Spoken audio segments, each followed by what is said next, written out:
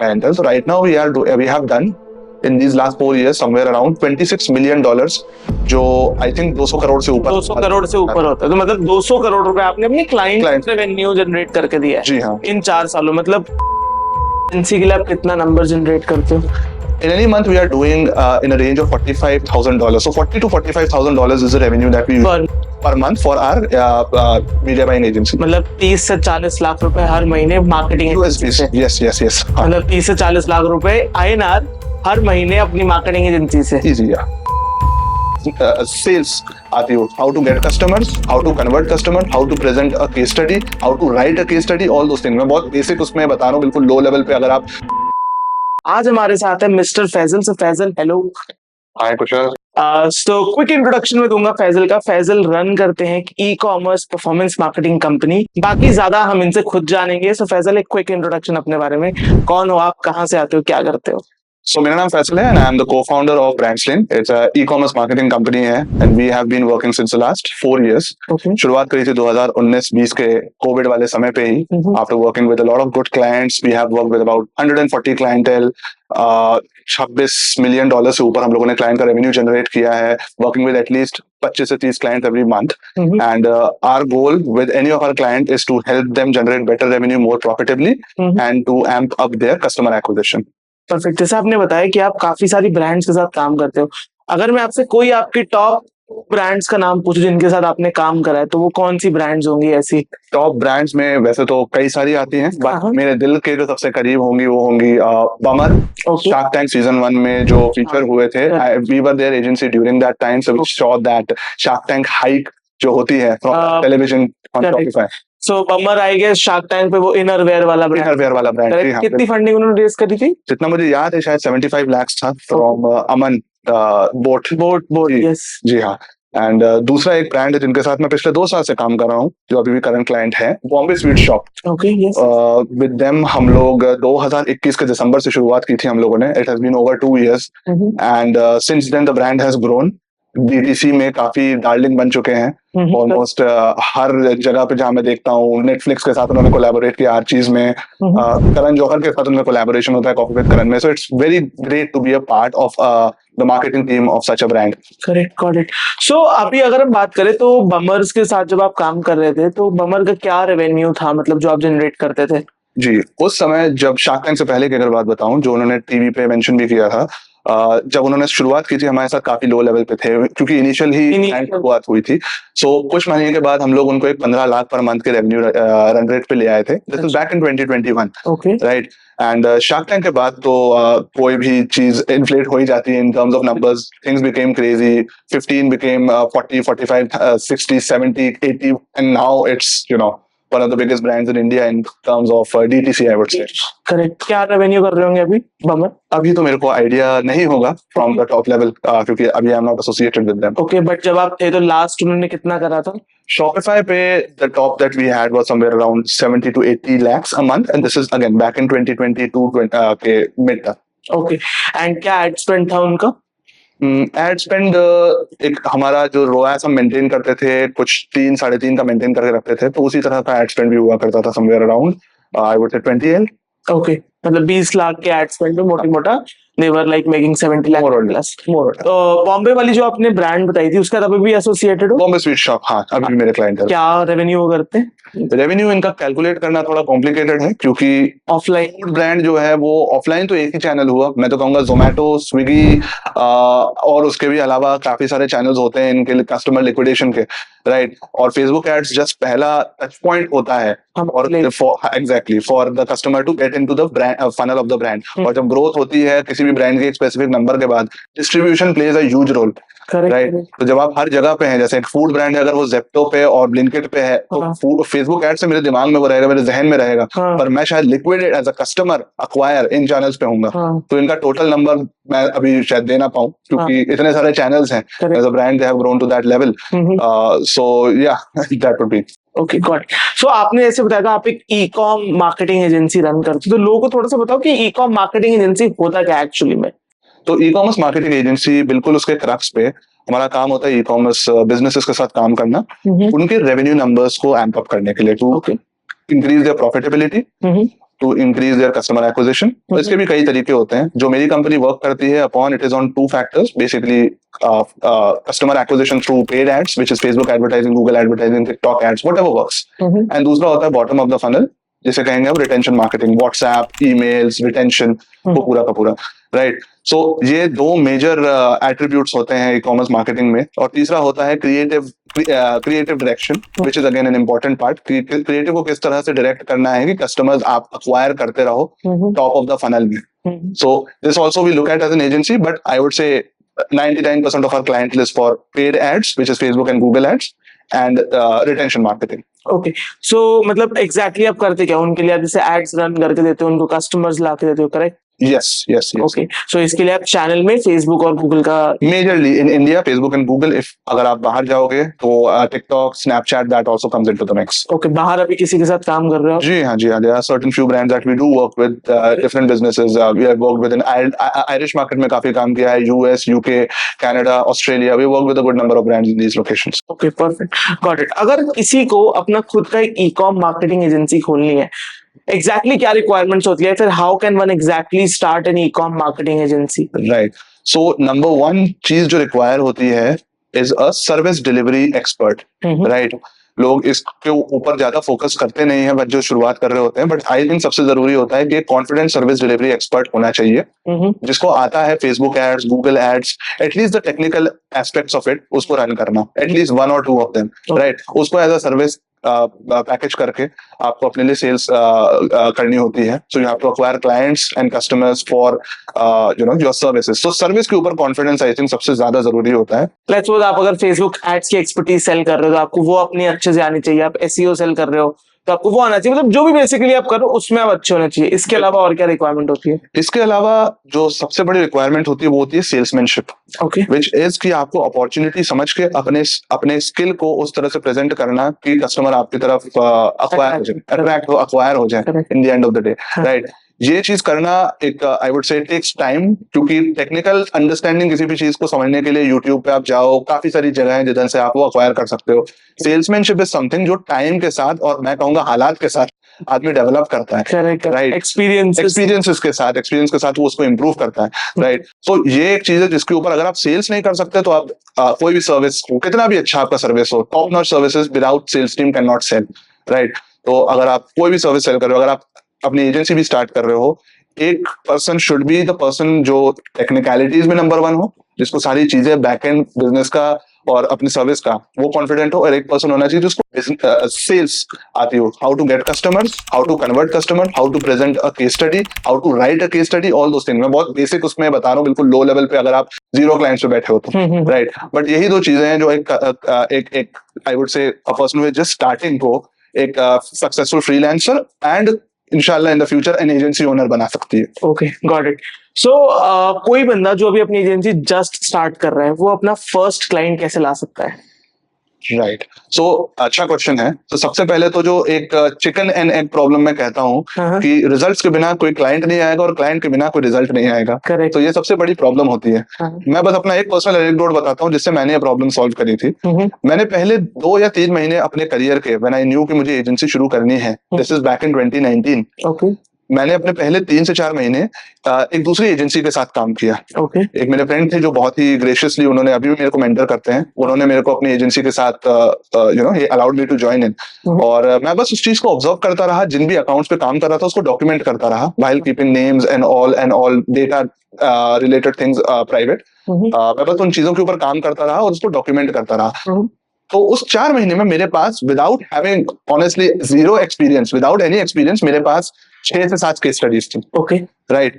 तो उसके साथ साथ मतलब कॉन्सिक्वेटिवली मैं अपने लिंक्डइन के ऊपर काम करता रहा, जहाँ पे मुझे पता है कि इसके रिलेटेड मार्केट है, सीएमओ, सीईओ, फाउंडर्स, एंटरप्रेन्योर्स, वो सब मार्केटिंग सर्विसेज ढूंढ रहे थे, राइट। तो मैं वहां पे उस डॉक्यूमेंटेशन जो मैं कर रहा था उसको प्रेजेंट करता रहा कि this is something I learn today, आज मैंने पिक्सल के बारे में ये सीखा, आज मैंने एड्स ऑडियंस के बारे में ये सीखा, और उससे लोग मेरी नॉलेज की तरफ अट्रैक्ट होने लगे, right. Okay, Along with that, I also had a co-founder who kept training me on a lot of things, क्योंकि उसका खुद का e-commerce में काफी अच्छा experience था at that time. So we just combined our case studies and knowledge together to form this company, जो literally from scratch शुरू हुई थी, and now we are doing fairly well, I would say. Okay, तो कब आपने start करी थी अपनी कंपनी? कंपनी हम लोगों ने मिड ऑफ 2019 शुरू करी थी. Okay, got it. सो अब थोड़ा अपनी कंपनी के बारे में बताइए, like what is your company name and everything, क्या करते हो आप उस कंपनी में? Right. So my company's name is Brandslane Media. We have about 13-14 people in our company looking at media buying from a marketing perspective, performance marketing में, retention marketing पे देखते हैं, which is WhatsApp, email, as I mentioned, creative direction and creative development as an in-house हम लोगों का है. So that is the separate divisions that we have. And again, as I mentioned, our work with e-commerce businesses is to basically help them improve their overall numbers in terms of revenue. जहाँ पे वो थे, जिस भी profitability पे थे, our work is to help them grow step by step to the next level of revenue growth. Okay, आप अभी अपनी एजेंसी में कितने क्लाइंट्स को भी एंटरटेन कर रहे हो? इस समय जितना मुझे याद है, we are having somewhere between 23 to 25 clients में भी, और ये वैरी करता है, कभी कभार 25 से 30 के बीच में ideal is the clientele range that we have in any month. Okay, and अपनी एजेंसी के लिए आप कितना नंबर जनरेट करते हो? In any month, we are doing in a range of $45,000. So $40,000 to $45,000 is the revenue that we use per month for our media buying agency. मतलब 30 से 40 लाख रुपए हर महीने मार्केटिंग USD. Yes. मतलब 30 से 40 लाख रुपए INR हर महीने अपनी मार्केटिंग एजेंसी से. Easy, yeah. Okay, and clients के लिए आपने कितने नंबर जनरेट किए हैं ऑल इन ऑल? अगर एक मैं पूछूं, जब से आपने अपनी एजेंसी स्टार्ट करी तब से लेके अभी तक कितना नंबर जनरेट किया होगा? हम इसका ट्रैक रखते हैं almost every month.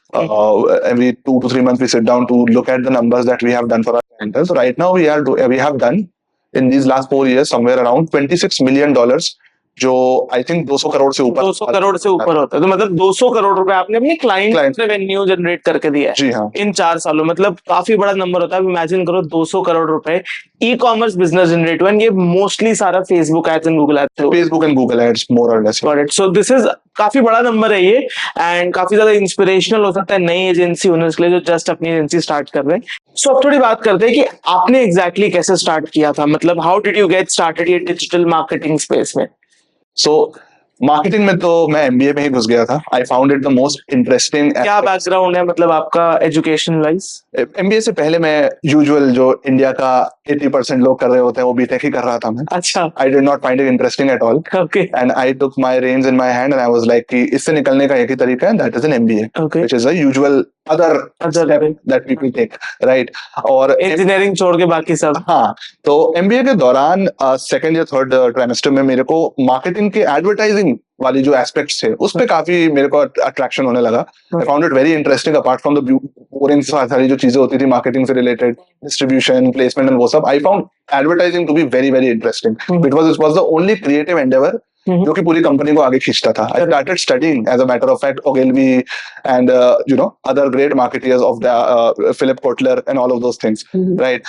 And इस टाइम के अराउंड मेरे को मार्केटिंग में काफी इंटरेस्ट आने लगा. तो एक यूजुअल कॉर्पोरेट जॉब में फिर मेरा एक प्लेसमेंट हुआ. I was working in Eureka Forbes. I used to sell Aquaguard in Lucknow. Okay. Right. And after 7 months of that job, I realized that this is not for me and this is not something that I want to do for the next 5 years. जो एक question हमेशा पूछते हैं, where do you see yourself in 5 years? 5 years, yes. My answer was not here. Okay. Definitely not here. Okay. Right. उसी time पे मैंने एक बहुत छोटा सा एक्सपेरिमेंट किया था. अपने ही थोड़ा सा 150 रुपए का बजट लगा के यूट्यूब से सीख के मैंने एक फेसबुक पेज बनाया, फिक फेसबुक पेज, और उसपे मैंने अपनी वीडियो ऐड चला दी कि मैं लखनऊ में हूँ, मैं एरिया सेल्स मैनेजर हूँ और मैं आरओ बेच रहा हूँ. अगर आपको चाहिए आप अपने कमेंट नंबर नीचे लिख दीजिए.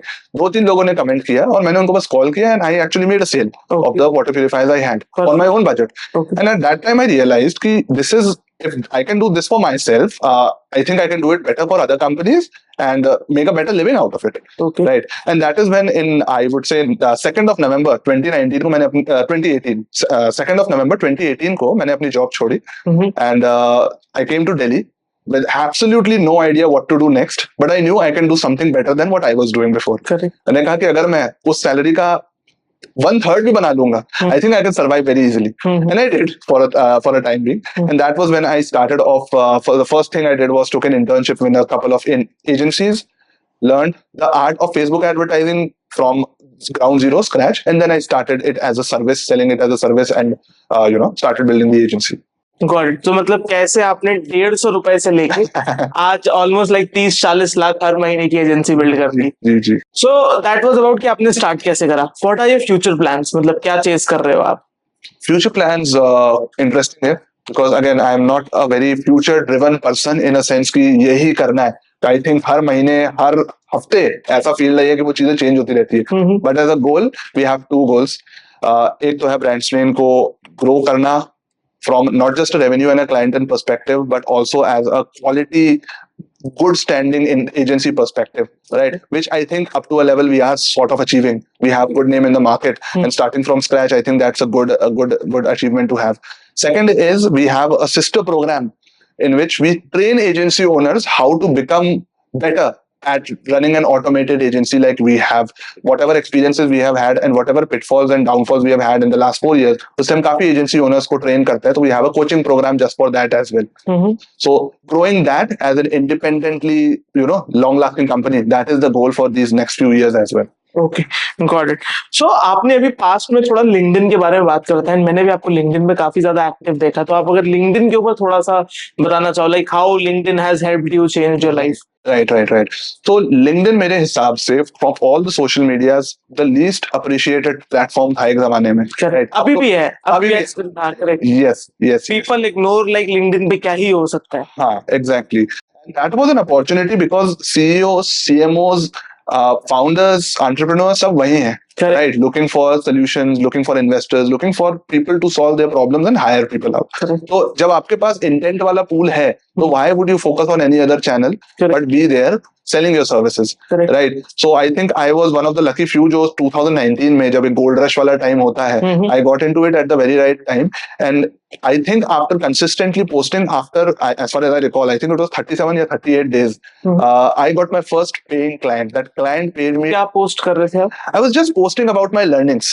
I was just posting about what I do, what I have learned about Facebook ads, what I found something new about it, and it was getting slowly and gradually traction, right? और content एक ऐसी चीज है which is like a muscle. The more you post, the more you understand how it works. What works exactly, correct. Right? तो उससे धीरे-धीरे I was building like a intuition-based muscle for content, and I just kept putting stuff out, right? और LinkedIn की एक और ही अच्छी बात है कि इसमें ज्यादा effort नहीं लगता है. You don't have to like make high quality videos. You don't have to make a lot of stuff, right? Organic reach काफी सही है और सही लोगों के बीच है. Correct. Right. अभी भी काफी relevant है. अभी भी काफी relevant है, जी हाँ.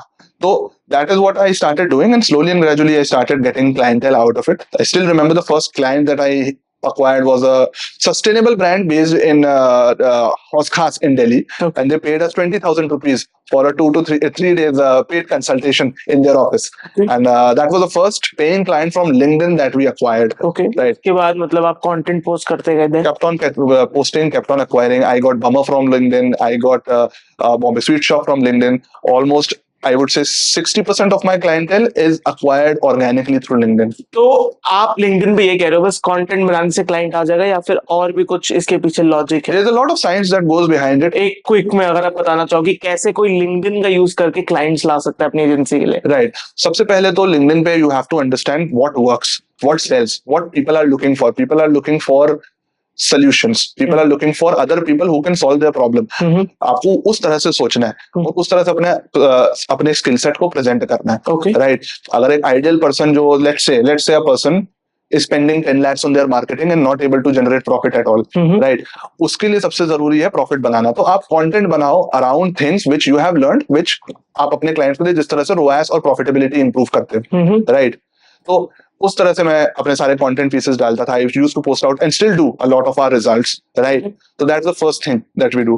दूसरी चीज जो मैं फोकस करता हूँ that is showing our company culture. कि किस तरह से हमारी कंपनी के बीच में कॉन्वर्सेशंस होती है. अगर कोई फनी सा जोक कोई मार देता है मेरे Slack चैनल पे जिसपे हम लोग मेरी टीम पूरी बात करती है, I just post it on LinkedIn, right? क्योंकि उससे क्या होता है, लोगों को एक legitimacy फील होती है, ट्रस्ट फील होता है, अथॉरिटी बिल्ड होती है. Exactly. तो ये बस छोटे-छोटे एग्जांपल्स हैं. There is a huge science behind these things, right? But when you logically think about what your customer wants to see and just create stuff for that rather than creating stuff for yourself, right? तब आप better client, high quality clients acquire करने लगोगे and at least getting the right traction. Okay, so मतलब this is how one can get clients using LinkedIn. Yes. This is just a start, but जितना post करोगे उतना आपको कुछ समझ में आने लगेगा. Because किसी भी चीज के लिए कोई परफेक्ट गाइड एग्जिस्ट नहीं करती है. इट इज ऑल कि आप करते जाओगे, यू स्टार्ट अंडरस्टैंडिंग वो Exactly. कैसे फंक्शन कर रहा है. Exactly. व्हाट एल्स, मतलब लिंक्डइन ने और क्या करा आपके लिए? Funny enough, LinkedIn ने मेरी लाइफ चेंज करी है. Clients and business तो is a secondary thing in the end of the day. I found my wife on LinkedIn. Okay. Using the same strategies I use for acquiring clients, अच्छा. the same thing got my wife into the funnel. She got interested in the posts and stuff I was making, and she just DM'd me. Okay. Funny enough, saying it on camera. She DM'd me first, and we just started having a conversation, and one thing led to another, and now I'm married to her. कितना time हो गया? I have been married for over a year now. Okay. But we connected on LinkedIn 4 years back. Okay. So मतलब अभी तक आपने ये सुना होगा कि लिंक्डइन से क्लाइंट्स मिलते हैं, ये सब होता है, बट आज जैसे उन्होंने बताया फनी इनफ कि लिंक्डइन से वाइफ भी मिलते हैं. This is for all singles. Not able to find your girl on Instagram, on Facebook, try LinkedIn, maybe that helps. Okay, perfect. So अब बात करते हैं कि अभी तक हमने सिर्फ गुड्स एंड गुड्स के बारे में बात करी. अब बात करते हैं what are the possible hurdles जो आपने पूरी अपनी एंटायर जर्नी में फेस की है. जी हाँ. Hurdles, again, entrepreneurship, you also understand. Yes. Every day कुछ hurdle आ जाता है, हाँ. कुछ challenges आते हैं. Correct. You can never bypass that. You can never bypass that. Yes. Top 3 जो आपके इस पूरे एजेंसी मेकिंग में आए, and how did you overcome? एक मैं बता सकता हूँ जो जिसने मेरा सिनिकल नेचर जो एक एंटरप्रेन्योर को एक समय के बाद आता है, जिसने मेरे को उस डायरेक्शन में ढकेला. दिस इज अगेन 2019 जब शुरुआत करी थी. One of our clients actually poached our service provider, which is our media buyer, जिसको हमने हायर किया था. The person we were outsourcing with work and thinking of building a team with, उसने उसको पोच कर लिया. Correct. Very common. Very common, exactly. हमें पता नहीं था कि he can just backtrack his name, find him on Facebook and just poach that guy. So that happened. That made me very cynical. That made me very I would say control driven for certain aspects in my company. Correct. Right. And that is important. But yeah, that happened, and that was जब एक होता है ना भरोसा उठ जाता है client से और लोगों से. So that happened. कैसे फिक्स करा आपने उसको? There was no fix. We lost the client in the end of the day. There was no fix to that. We had to hire somebody else. Right. So that was like that really impacted our revenue. उस time तो revenue क्या ही था, वो मतलब शुरुआती दौर थे. But जो भी पैसा आता था, that was revenue for us in that day. So but yeah, that impacted our overall numbers very much to a level that it also almost like 4-5 महीने हुए थे करते हुए, and it almost tanked to zero. Right. But then we got back up. Right. What else, like, और क्या? Second, I think मेरा खुद का नहीं, सभी का होगा, वो तो कोविड की जब शुरुआत हुई थी. Right. We lost, I think, 8 clients. उस टाइम 80 clients थे मेरे, but we lost all 8 in one day. Okay. Right. And reason क्या था? कोविड शुरू हो गया.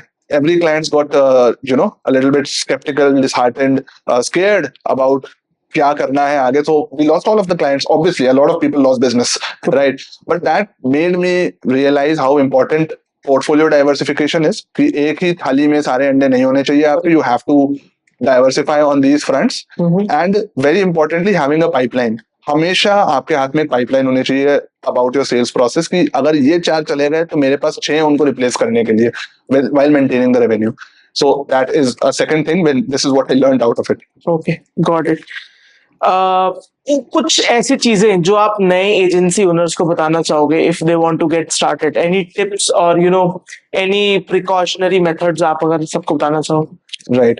So number one thing as an agency owner is having control over sales. I think this is something any entrepreneur and founder would agree on.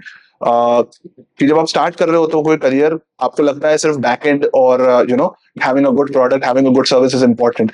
But through and through, I think sales is what drives a company. जितनी sales आएगी उतना आपका back and को strong होना पड़ेगा. अगर नहीं है तो अपने आप होना पड़ेगा, क्योंकि वो फ्लो आ रहा है. बिना फ्लो के आप उसको कितना भी रिफाइन कर लो, इट्स अनटेस्टेड. Yes, untested. तो और सबसे ज्यादा इनहिबिशन मैंने देखा है जब लोग फ्रीलांस या एजेंसी शुरू कर रहे होते हैं, वो सेल्स में ही थोड़े पीछे रह जाते हैं. राइट. कि हमारा सर्विस बहुत अच्छा है, हम काम बहुत अच्छा करते हैं, हम बहुत ही अच्छा सर्विस. लोगों की प्रॉब्लम होती है, क्लाइंट्स नहीं ला पाते. हाँ, बट ये सबसे बड़ी प्रॉब्लम होती है, और वो इसलिए होती है बिकॉज दे आर अंदर से स्केयर्ड कि हम करेंगे, नहीं आया तो. But that is a chance you have to take because entrepreneurship is about taking a chance. Right. And probability ये नहीं होगा, वो तो होना ही है, वो तो किसी भी चीज में होगा. राइट. सो सेल्स मतलब sales and sales, that's the only mantra I live with. Right. So only focus is on sales. अगर कुछ नहीं हो रहा है अच्छा कंपनी में, I get to sales calls. Mood खराब है, I go on sales calls and try to close, क्योंकि उससे अपने आप अच्छा होता है. This is something I would say learned from that. There's a dialogue in Wolf of Wall Street. If you are not able to do something, close a sales call. If your wife is unhappy, close a sales call. Get on the phone, close a sales call. आपको खुद अच्छा लगेगा that I achieved this for the company, for myself, and I'm back to normal. Perfect. और कुछ add up करना चाहोगे? Team. Having a team is the crux of running a company. If you are doing everything yourself, you are not an entrepreneur, you are not a founder, you are just a glorified self-employed entrepreneur, freelancer. Freelance, correct. जी हाँ. मतलब if your team is not strong enough. Yeah, if your team is not strong enough, not aligned enough, अगर आपको कोई भी चीज service delivery में खुद करना पड़ रहा है, कुछ चीजें ठीक है, बट अगर सारी चीजों में आप बॉटलनेक बन रहे हो, तो आपको टीम को इम्प्रूव करना बहुत जरूरी है. And people down play this, right? वो खुद बॉटलनेक बन जाते हैं. भाई आपका काम होना चाहिए कि आप टीम को ऐसा रिफाइन कर दो. You can just take a day out, get on a podcast while your team is doing the damn work. Yes. Right? That is the only way that a company grows. तो team culture setup करना, team को किस तरह से leadership position में डालना, these are things which I think people don't really think much about. और वो टाइम के साथ आता है. When you have sales, then you will have clients, then you will have a team, and when you have a team which is pressured by clients, अपने आप एक culture develop होगा और अपने आप सिस्टम्स डेवलप होंगे. कुछ अगर आप टीम बिल्डिंग के ऊपर टिप्स देना चाहो, like top 2-3 tips, like how can one build a good team system around? Right. Number one is, I think, skill से पहले character जज करना चाहिए. Skill is something which a person can learn. It's an experiential thing. आप 2 Facebook ads चलाओगे, आप 10 चलाओगे, आपको अपने आप हाथ साफ होने लगेगा. But character is something that you cannot develop. वो एक टाइम के बाद आ ही जाता है सामने.